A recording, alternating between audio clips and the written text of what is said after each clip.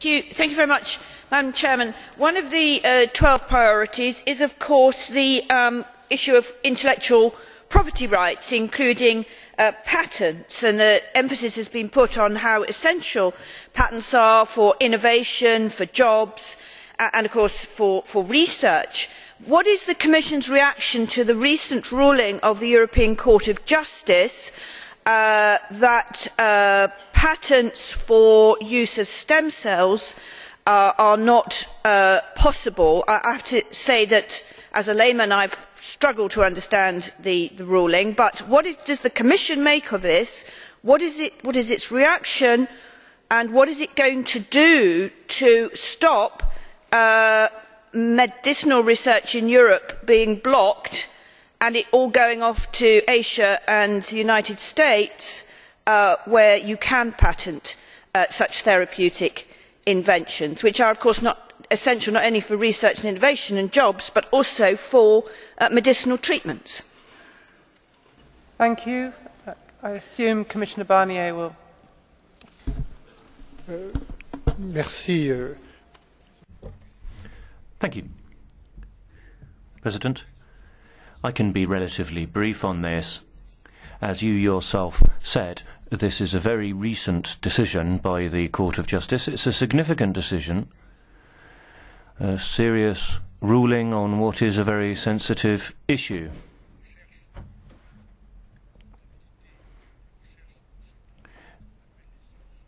The profitability of stem cell research is a very sensitive issue. What I would say is that the European Commission will of course respect the Court of Justice's ruling, and we will work together within my DG and with others on patents to look into all the possible ramifications of that decision. Please understand that the decision was only taken a few days ago, so we will need some time to work on that, and we will come back to the Parliament and say what conclusions we've drawn from our analysis as to what the consequences will be. But in the meantime, we will of course continue working with the Polish Presidency in broader terms to try to deal with the patent issue, which of course has been around for about 30 years in Europe, and we do hope to resolve it in a few weeks on the basis of the Commission proposal for one sole title for protection using enhanced cooperation between 25 countries, and the door will still be open to Italy and Spain as well. Well, that's up to a point. It has only been a week or so since the judgment, but I think that some reaction from the Commission would be better sooner rather than later. I think the research community is quite dismayed and disorientated. After all, stem cell research, which we were supposed to be leaders in, is not banned, but you can't do anything with the results of that research, it appears. So of course the investment is not going to come, so we will lose our leadership.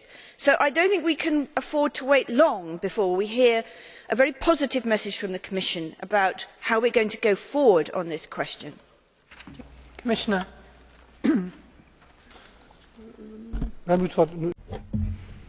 Baroness Ludford, it's not a question of waiting. You yourself have referred to the various sensitive issues that are linked to this. There's also a strategic consideration that Europe wants to keep its leadership role in research. And to add to what I said earlier, please don't think that it's going to take months or years to look into the ramifications of this court ruling.